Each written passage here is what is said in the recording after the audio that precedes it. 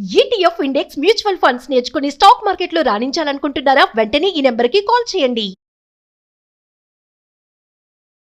నమస్తే, welcome to Suman TV. నేను పద్మిని. ప్రస్తుతంతో పాటు ప్రముఖ పంచాంగకర్త, వాస్తు జ్యోతిష పండితులు, హస్త సాముద్రిక నిపుణులు మేడికొండూరు విశ్వనాథ్ ప్రసాద్ గారు ఉన్నారు. మాట్లాడదాం. నమస్కారం అండి. ఓం మాతాపితృ గురుభ్యో నమః. నమస్కారం. చంద్రశేఖరేంద్ర మహాసరస్వతి స్వామివారు పెరియవరని పిలుస్తూ ఉంటాము.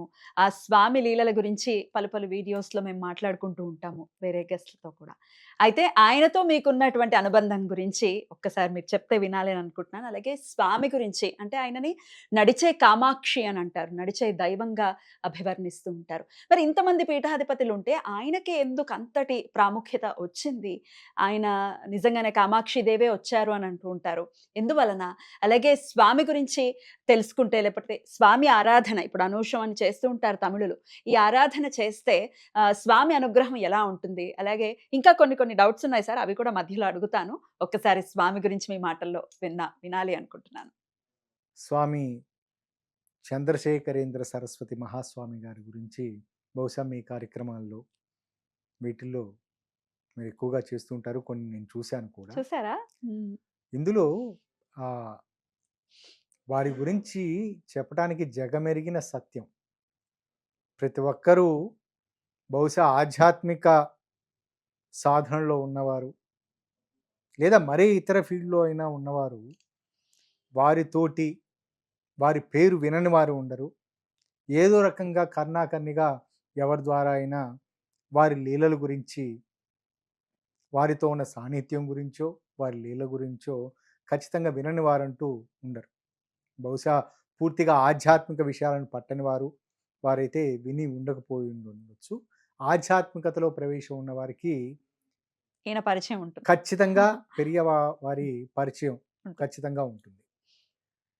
స్వామి చంద్రశేఖరేంద్ర సరస్వతి గారు, వీరు దాదాపు 80 సంవత్సరాల పాటు కంచి కామకోటి పీఠానికి 68వ జగద్గురువుగా వారు ఉన్నారు. చాలా ఎక్కువ కాలం పాటు జగద్గురువుగా ఉన్నారు. 100 సంవత్సరాలు బ్రతికిన వ్యక్తి. ఆయన వ్యక్తిగా కంటే ఒక శక్తిగా చూడటం సహజంగా సామాన్య ప్రజలు కూడా ఆయన ఒక శక్తిగా చూస్తూ ఉంటారు. మీరు అన్నట్లుగా కామాక్షి అనే తత్వం కన్నా ఆయనకంటూ ఒక ప్రత్యేకమైన గుర్తింపు ఏమిటంటే, ఆయన ఒక ప్రత్యేకమైన శక్తి. ఆయనకు అటువంటి గుర్తింపు రావడానికి ప్రధానమైన కారణం ఏమిటంటే, ఆయన నిరాడంబరత. ఒక పెద్ద పీఠానికి, గుర్తింపు ఉన్న పీఠానికి ఆయన ప్రత్యేకమైన నిగారింపు, సౌరభాన్ని తీసుకొచ్చిన వ్యక్తి. అప్పటికి వారు రాకముందు కంచి కామకోటి పీఠం ఒక స్థాయి అయితే, 1907 ఆ ప్రాంతంలో అనుకుంటాను వారు పీఠాధిపతి అయ్యారు.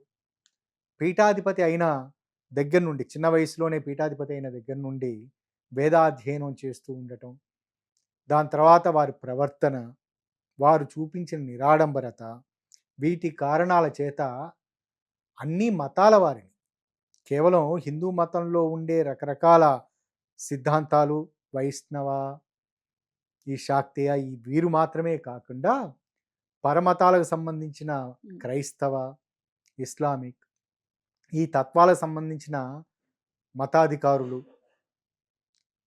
లేదా ఆ మతాలకు సంబంధించిన వారు ఆయన ప్రత్యేకంగా గౌరవించడం మొదలుపెట్టారు, కేవలం వారి వ్యక్తిత్వం కారణం చేత.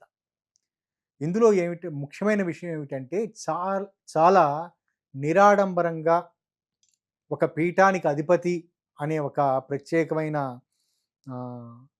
హంగు, ఆర్భాటాలు అటువంటివి ఏమీ చూపకుండా, మాటల్లో చాలా సౌమ్యతను చూపిస్తూ, ప్రేమను చూపిస్తూ ఎంతోమందికి ఆదర్శులుగా నిలిచారు. వారు ఏ మతాన్ని విమర్శించిన దాఖలాలు లేవు. ప్రతి మతానికి సంబంధించి అందులో ఉన్న ముఖ్యమైన విషయాలను మనం గుర్తుపెట్టుకోవలసినవి, ఆచరించవలసిన విషయాలను వారు అందరికీ బోధించారు. ముఖ్యంగా స్వామీజీ గురించి, పెరియవారు అంటే పెద్ద ఆయన, తమిళంలో పెద్దవారు, పెద్ద ఆయన అని అర్థం. ఆ విధంగా ప్రతి ఇంటివారు తమ ఇంటిలోని వ్యక్తి అంటే ఆధ్యాత్మిక పరంగా ఉన్నవారు, అనాధ్యాత్మికంగా ఉన్నవారు కూడా వారి ఇంటి పెద్దగా వారిని భావించేవారా? భావించేవారు. అందుకని పెరియవర్, పెరియవా అని పిలుస్తూ ఉండేవారు. పెరియావా అంటే పెద్ద ఆయన. పెద్దాయన, పెద్దాయన గారు పెరియవర్ అంటే. ఆ విధంగా పిలుస్తూ ఉంటారు.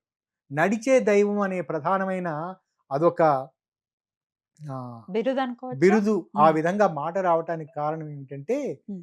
ఆయన చేసిన అద్భుతాలు. ఉమ్. ఆయన చేసిన చాలా బహుశా ఎవరు ఊహించని విధంగా. సహజంగా ఏమిటంటే ఒక డాక్టర్ గారు మాత్రమే వైద్య శాస్త్రం తెలిసిన డాక్టర్ గారు ఒక రోగిని పరీక్షించి ఆ రోగి సంబంధించిన ఏదో మందులను ఇది ఇవ్వటం చేయటం ద్వారా రోగ ఉపశమనం పొందే మార్గాలను చూపిస్తూ ఉంటారు.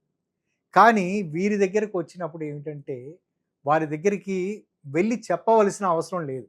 నాకు ఇటువంటి అనారోగ్య సమస్య ఉన్నది, లేదా ఇటువంటి ఆర్థికపరమైన సమస్య ఏదో ఉన్నదో, ఇటువంటిది ఏది ప్రత్యేకంగా చెప్పవలసిన అవసరం లేదు. వారి దర్శనానికి వెళితే ఆయన గ్రహించేవారా?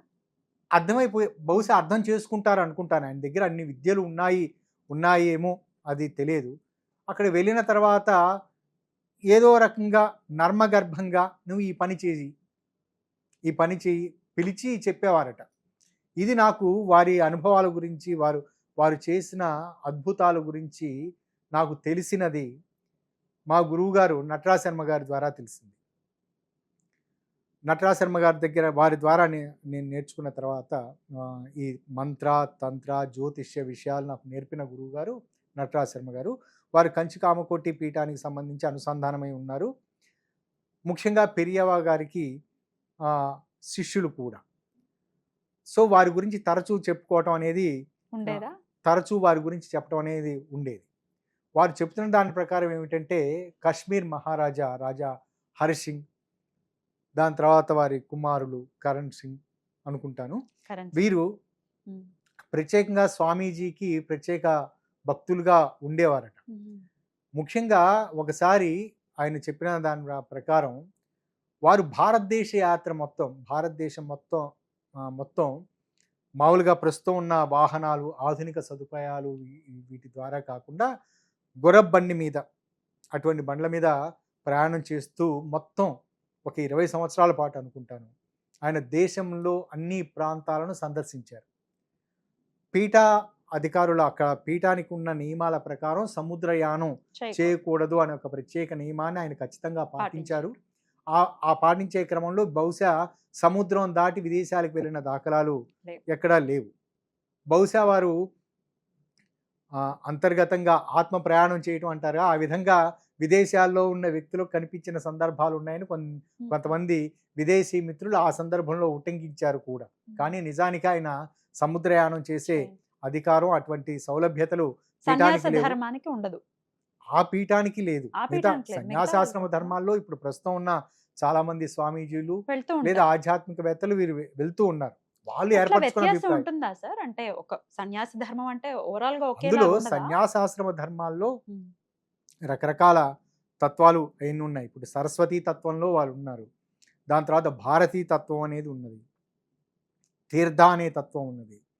ఇటువంటి సన్యాసాశ్రమ ధర్మాలలో ప్రాచీనులు ఏర్పరచుకున్న దాంట్లో ఆనంద తత్వం, వివేకానంద స్వామీజీ వారు సన్యాసాశ్రమ ధర్మాన్ని తీసుకున్నారు. బహుశా వారికి ఉన్న ఆశ్రమ ధర్మాల్లో వారు గురువు గారు ఏర్పరిచిన పద్ధతుల ప్రకారం వారు విదేశీయానం చేయటానికి వారికి అనుమతి ఉంటుంది. అలానే ప్రస్తుతం మనకి చాలా ప్రముఖులైన స్వామీజీలు వీరు విదేశీయానం చేస్తూ ఉన్నారు. కానీ అక్కడ కంచి కామకోటి పీఠానికి సంబంధించి దాంట్లో వారు ఏర్పరచుకున్న సిద్ధాంతాలు, కట్టుబాట్లు, వారు ఏర్పరచుకున్న పద్ధతుల ప్రకారం సముద్రయానం చేయకూడదు అనేది ఉన్నది.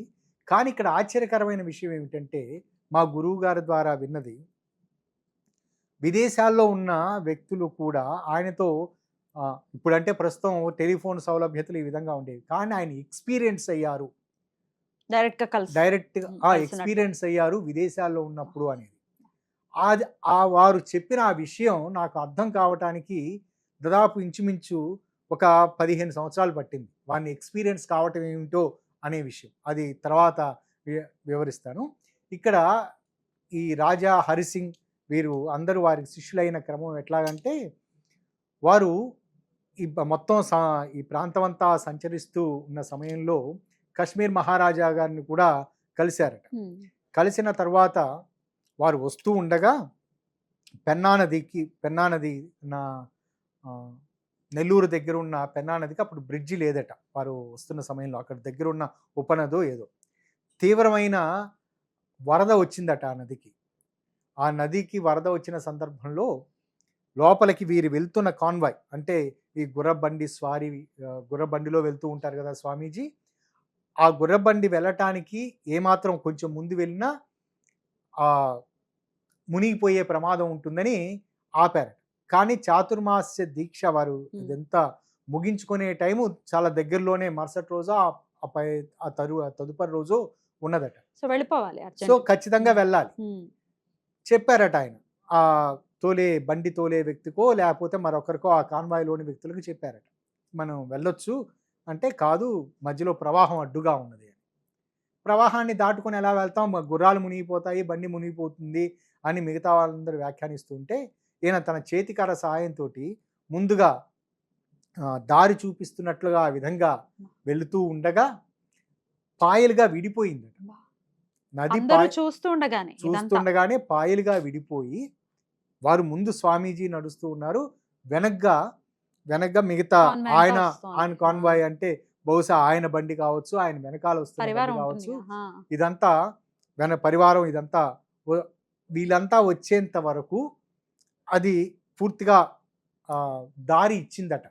సముద్రుడు ఎలా రాముడికి దారి ఇచ్చాడో అలా ఆ విధంగా దారి ఇచ్చిందట. దీన్ని బహుశా ఆ ప్రాంతంలో వారితో పాటుగా విజయం చేస్తూ వస్తున్న రాజా హరిసింగ్ చూసి, కశ్మీర్ మహారాజా చూసి ఆశ్చర్యపోయి ఇంత మహాశక్తి ఉన్నదా అని ఆయన అడిగారు. ఆయన చెప్పిన సమాధానం ఏమిటంటే, ఇది చరిత్రలో నిలిచిపోయి ప్రతి ఒక్కళ్ళు గుర్తించుకొని ప్రతి ఒక్కళ్ళు ఆచరించవలసిన సమాధానం. భగవంతుడు చూపించేది మహిమలు, చేసేవి అద్భుతాలు, మనం చేసేది కేవలం భక్తి మాత్రమే. భక్తితోటి మనం భగవంతుని ప్రార్థిస్తే వారు మహిమలు చూపిస్తారు. అంటే అక్కడ జరిగిన అద్భుతానికి తాను కారణం కాదు, కేవలం అది భగవంతుడికి సంబంధించి భగవంతుడు చేసిన ఒక అద్భుతం లేదా మహిమ. కేవలం తన భక్తి ద్వారా మాత్రమే భగవంతుడు ఆ విధంగా చేశారు అనేది. అందుచేత ఆయన తను చేసిన ఏ పని మిగతా వారికి, అంటే ఎవరో కొంతమంది మా గురువు గారు చెప్పిన దాని ప్రకారం ఒకరు తీవ్రమైన అనారోగ్య సమస్యతోటి వెళ్ళారట. వెళ్ళిన సందర్భంలో వారు శుద్ధ వైష్ణవ సాంప్రదాయంలో ఉన్న వ్యక్తి, పూర్తిగా అటువంటి సాంప్రదాయంలో ఉన్న వ్యక్తి అక్కడికి వెళ్ళారట. స్వామీజీని చూశారు. ఒక 2-3 పర్యాయాలు అటువైపు వెళ్ళిన తర్వాత స్వామీజీ వారిని పిలిచి శ్రీరామ జయం అని ఒక 108 సార్లు, మనం ఇప్పుడు మన న్యూమరాలజిస్టులు చెప్తూ ఉంటారు చూసారా, మీ పేరు ఈ విధంగా మార్చి రోజుకి ఇన్నిసార్లు రాయండి అని, అటువంటి పద్ధతుల్లో మీరు 108 సార్లు శ్రీరామ జయం అని కొన్ని రోజుల పాటు మీకు రాయి సరిపోతుంది అని చెప్పి వెళ్ళిపోయారు. ఈయన తనకు ఎందుకు వచ్చాడో అడగలేదు, దేని గురించి చెప్పారో తెలియదు, కానీ అతను ఆ విధంగా చేశాడు. అతను ఎవరు, మా గురువు గారికి చాలా ఆత్మీయమైన వ్యక్తి, ఆయన వాస్తు పండితులు, రెండవది మంచి లాయర్ గారు. ఆ విషయం ఆయనే చెప్పారు నాకు, స్వయంగా చెప్పారు. నాకు అర్థం కాలేదు, నేను వెళ్ళినది వరకు దర్శనం చేసుకోవడం గురించి, నేను ఆయన ఏది ఇదంతా లేదు, శ్రీరామ జయం అని రాయమన్నారు, నేను ఇంటికి వచ్చి రాశాను, డాక్టర్లు క్యూర్ చేయలేని అనారోగ్య సమస్య తీరిపోయింది అని. ఈ విధంగా రకరకాలవన్నీ ఆయన గురించి అద్భుతాలు, వారి ద్వారా పొందిన అనుభూతులు, ఇవన్నీ మా గురువు గారి ద్వారా నేను తెలుసుకోవటం వలన. రెండవది సత్యనారాయణ త్రివేది గారు అని కట్పన్ మహారాజా గారికి ఆస్థాన వాస్తు పండితులుగా ఉండేవారు. వారు నాకు వాస్తు గురువు గారు. వీరి ద్వారా నటరాజ శర్మ గారి ద్వారా పరిచయం. సో తరచుగా వారిని వింటూ వీరి పెరియవా గురించి వింటూ ఉన్న కారణం చేత నేను వారిని అడుగుతూ ఉండేవాడిని, ఒకసారి నన్ను తీసుకెళ్ళండి దర్శనానికి, ఆ విధంగా తీసుకెళ్ళండి అని. సరే వాళ్ళు అడగ్గా వీళ్ళిద్దరు కలయికతోటి ఒకసారి నటరాజ శర్మ గారు, త్రివేది గారు వీళ్ళ కలయికతోటి నేను అక్కడికి వెళ్ళాను. స్వామీజీ ఆశ్రమానికి అక్కడ కంచి కామకోటి పీఠానికి వెళ్ళాను. అప్పటికి నాకు ఉపనయనం కాలేదు. సాంప్రదాయ పద్ధతిలో ఉపనయనం అటువంటిది ఏమీ జరగలేదు. ఉపనయనం అయిన వ్యక్తులు మాత్రమే లోపల అంగవస్త్రం పైన ఇది లేకుండా వెళ్ళాలి. వాళ్ళు నన్ను అనుమతించలేదు. కానీ దూరంగా నేను ఎక్కడో నుంచొని ఉన్నాను. నుంచున్న తర్వాత చెప్పారు స్వామీజీకి నటరాజ శర్మ గారు మరియు వీళ్ళు త్రివేది గారు వీళ్ళు చెప్పారు, బలానా ఇతను వ్యక్తి ఇదే అని చెప్పారు. దూరం నుంచి నన్ను చూశారు, ఇట్లా అన్నారు. అది అంతే, వారితోటి ముఖపరిచయం ఆ విధంగా. రెండవ పర్యాయం మరలా నేను మూడు పర్యాయాలు వెళ్ళాను. 1991, 92 ఆ ప్రాంతంలో.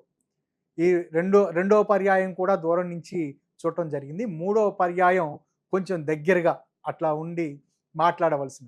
మోస్ట్ ఇన్స్పైరింగ్ పాయింట్ ఏమిటంటే మా ఇద్దరి మధ్య జరిగిన సంభాషణ 3-4 నిమిషాల కంటే ఎక్కువ జరగలేదు.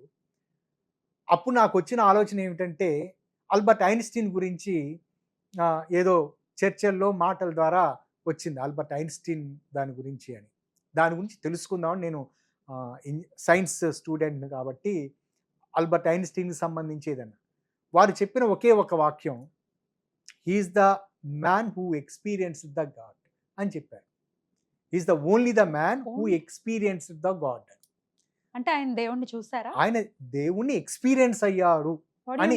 ఎక్స్పీరియన్స్ అంటే ఎక్స్పీరియన్స్ అవ్వడం అంటే ప్రేమని ఎక్స్పీరియన్స్ కావటం, భక్తిని ఎక్స్పీరియన్స్ కావటం, అలానే దేవుడుని ఎక్స్పీరియన్స్ కావటం. దేవుడు only man, he is the only man who experienced the God అనే పదం ఉపయోగించారు. ఇదేమిటి ఈ విధంగా చెప్పారు అని దాని గురించి ఆ విధంగా చూసుకున్న తర్వాత మా గురువు గారితో చర్చ జరిగిన తర్వాత వారితోటి ఆల్బర్ట్ ఐన్స్టీన్ గురించి ఈ విధంగా చెప్పారు. ఇదంతా ఏమిటంటే ఆల్బర్ట్ ఐన్స్టీన్ చేసిన వాటన్నిటి గురించి, సైన్స్ సంబంధించి ఆయన చేసిన అద్భుతాలు, ఆయన కనిపెట్టిన విషయాలు అవన్నీ పెరియవాకి అదంతా తెలుసు. వారు భారతదేశానికి సందర్శనకు వచ్చిన సందర్భాల్లో పెరియవాని కలిశారు అని చెప్పారు. దానికి సంబంధించిన రికార్డ్స్ ఏవి అంటే పెరియవాని కలిసిన రికార్డ్స్ అది పేపర్లో అది అటువంటివి ఏమి నాకేం దొరకలేదు. కానీ నాకు నటరాజ శర్మ గారు చెప్పిన విషయం అది. దాని తర్వాత మరొక విషయం ఏమిటంటే ఇది పేపర్లో వచ్చిన విషయం. వారి దగ్గర కొంతమంది నాస్తికవాదులు మనం అనుకుంటాం మన నాస్తికవాదులు మన భారతదేశంలోనే ఉన్నారు, కేవలం హిందూ మతంలోనే నాస్తికవాదులు ఉన్నారని అనుకుంటాం. కానీ నాస్తికవాదులు ఎక్కువ మంది ఉన్నది బహుశా విదేశాల్లోనే, అది ఎక్కువగా క్రిస్టియానిటీ నుంచి వచ్చిన వాళ్ళే ఉన్నారు. ఇట్లా ఈ విధంగా అందరూ క్రిస్టియానిటీ నుంచి నాస్తికత్వాన్ని లేదా వేరే మతం నుంచి వచ్చిన నాస్తికులు, హిందూ మత నాస్తికులు, వీళ్ళందరూ అంటే ఈ ప్రాంతాలకు సంబంధించిన వీళ్ళందరూ పెరియవాని కలిశారు. కలిసి వీరు మాట్లాడుకుంటున్న సందర్భంలో వాళ్ళు చెప్పిన మా విషయం ఏమిటంటే, పెరియవా వారికి చెప్పిన విషయం, మీరు ఒకే విషయం గురించి పరిశోధన చేస్తున్నారు, నేను ఒకే విషయం గురించి. ఏమిటంటే దేవుడు లేడు అని నిరూపించడానికి మీరు ప్రయత్నం చేస్తున్నారు, దేవుడు ఉన్నాడు అనే నమ్మకంతో నేను ఆయన్ని వెతుకుతున్నాను. కానీ మన ఇద్దరికి మధ్యన మన ఇద్దరి తత్వాలకు సంబంధించి కామన్ పాయింట్ దేవుడు. కాబట్టి నేను మీరు ఒకటే అన్నారు. ఈ ఆయన ఉపయోగించిన చిన్న పదజాలానికి మిగతా వాళ్ళందరూ అంటే అక్కడికి వచ్చిన నాస్తిక వీళ్ళందరూ ఆయనలో ఉన్న అటువంటి ఆ వ్యక్తిత్వానికి, ఆయన చెప్పిన మాటలకి, వీటన్నిటికీ వారు నమస్కారం చేశారు. వారు అన్నారు, మేము దేవుణ్ణైతే నమ్మం, మతాన్నైతే నమ్మం, మిమ్మల్ని నమ్ముతామని చెప్పారు. ఇది పేపర్లో వచ్చిన విషయమే. ఈ విధంగా పెరియవ ప్రతి ఒక్కరిని, దాని తర్వాత 1986 ఆ ప్రాంతంలో అనుకుంటాను, పోప్ జాన్ పాల్ II వీరు భారతదేశ సందర్శనకు వచ్చారట. ఆ వచ్చిన సందర్భంలో వారిద్దరి మధ్య మరి సంభాషణ, వారి వ్యక్తిగతంగా కలిశారో, వ్యక్తిగతంగా పోప్ జాన్ పాల్ గారు వీరిని కలిశారో లేకపోతే ఫోన్ ద్వారా సంప్రదించుకున్నారో తెలియదు. కానీ గురువు గారు చెప్పిన దాని ప్రకారం ఏమిటంటే పోప్ జాన్ పాల్ అంటే వారు క్రిస్టియానిటీకి సంబంధించి గాడ్ క్యాథలిక్ ఫాదర్. అవును. క్యాథలిక్ క్రిస్టియన్ సంబంధించి మంచి గొప్ప పీఠాధిపతి. చాలా చాలా పెద్ద వ్యక్తి. గాడ్ ఫాదర్ లాగా చూడొచ్చా? పీఠాధిపతి ఉమ్. క్యాథలిక్ చర్చికి సంబంధించిన పీఠాధిపతి వారి సందర్శనకు వచ్చిన సందర్భాలలో వారిద్దరి మధ్య సంభాషణ జరిగింది ఉమ్. అని చెప్పారు. అది కానీ దాన్ని రికార్డ్ అయితే లేదు. నేను చెప్పిన అది సంభాషణ జరిగినట్లుగా ఎక్కడ, కానీ ఒకరి పట్ల ఒకరి గౌరవాన్ని వారు చూపించారు అని. వీటన్నిటి నుంచి కథల ద్వారా తెలుసుకోవాల్సిన విషయం ఏమిటంటే, ఏ మతం దాని గురించైనా ఆ మతంలో ఉన్న పాజిటివ్, అందులో ఉన్న పాజిటివ్ తత్వాన్ని నువ్వు తీసుకో. ఏదైతే నీకు ఉపయోగపడుతుందో నీ వ్యక్తిత్వ వికాసానికి, నీ దేశానికి లేదా నీ పరివారానికి ఉపయోగపడుతుందో వాటిని తీసుకోమని పెరియవ చెప్పే ప్రధానమైన విషయం.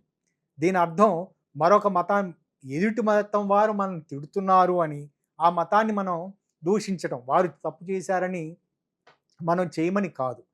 అలానే వైష్ణవ తత్వానికి సంబంధించి వైష్ణవ తత్వంలో చాలా ఎక్కువగా కరుడుగట్టిన వైష్ణవ తత్వం ఉన్న వ్యక్తులు కొంతమంది ఆ సమయంలోనే పీఠాధిపతులను, శైవ తత్వాలని వీటన్నిటిని నిందిస్తున్న సమయంలో కూడా వారు కూడా అంగీకరించారు.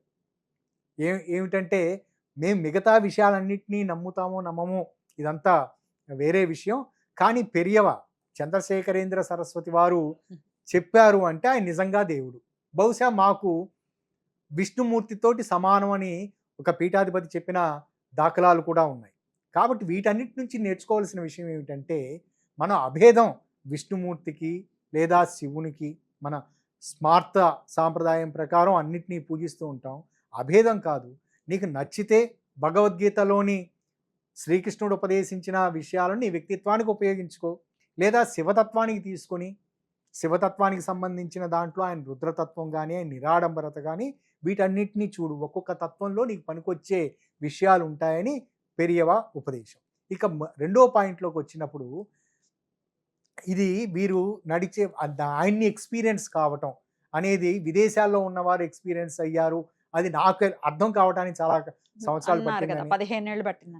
నాకు అనుకోకుండా పెరియవాకు సంబంధించిన ఒక ఫోటోని మా బంధువు ఒక ఆయన రమణమూర్తి గారు అని ఆయన చాలా పెరియవాకు భక్తులు, అందరికీ పంచుతూ నాకు కూడా తీసుకొచ్చి ఇచ్చారు. ఆయన ఇట్లా కూర్చొని ఆకాశం కళ్ళి చూస్తూ ఉన్న ఒక కర్ర, అది ఎదురుగా నేను నా రూమ్లో ఎదురుగా పెట్టుకొని ఉన్నాను. నా రూమ్లో ముఖ్యంగా ఇందాక చెప్పిన ఆల్బర్ట్ ఐన్స్టీన్ ఫోటో ఉంటుంది, ఇన్స్పైర్డ్ బై పెరియవ. ఎందుకు చెప్పారంటే, he is the only man who experienced God అని చెప్పడం. రెండవది మేడం బ్లావెట్స్కీ బొమ్మ ఉంటుంది. దాని తర్వాత మాస్టర్ సివివి అని కుంభకోణం గురువు గారి బొమ్మ ఉంటుంది. దాని తర్వాత వీరిది ఉంటుంది. ఒకరోజు నేను తీవ్రమైన మానసిక ఒత్తిడితోటి ఉండి, చాలా ఒత్తిడితోటి ఉన్నాను. అట్లా ఉంటూ ఏం చేయాలో నాకు ఆ మరుసటి రోజు సంబంధించి ఏం చేయాలో అనేది నాకు ఏమీ పాలు పోక ఉన్న సమయంలో నా దృష్టి పెరియవ బొమ్మ దగ్గర పడింది. అక్కడ ఉన్న దాని దగ్గర ఆ చిన్న బొమ్మ చిత్రం మీద పడింది.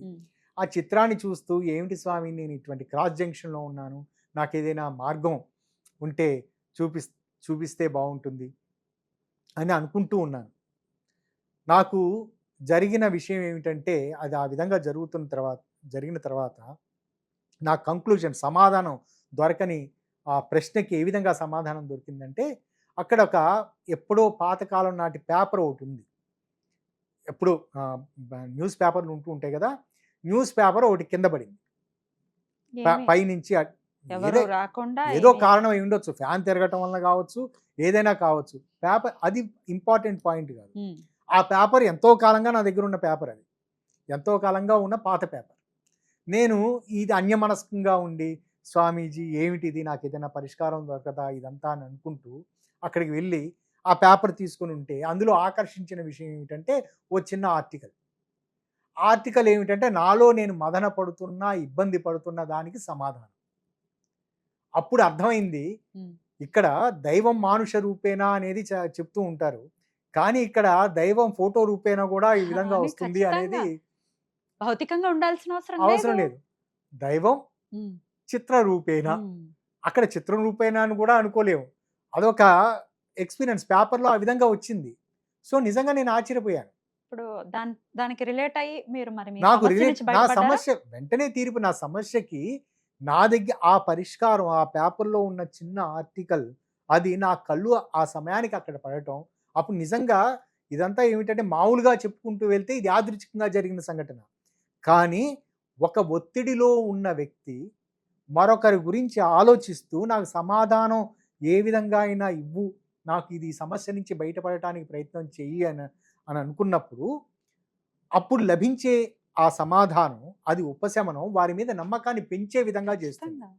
కదా! ఖచ్చితంగా. ఖచ్చితంగా నాకు కూడా నేను చంద్రశేఖరేంద్ర స్వామీజీని ఆ విధంగా ఎక్స్‌పీరియన్స్ అయ్యాను అని చెప్పటానికి ఇది నా ఇదొక గొ ఉదాహరణ. ఇదొక ఉదాహరణ.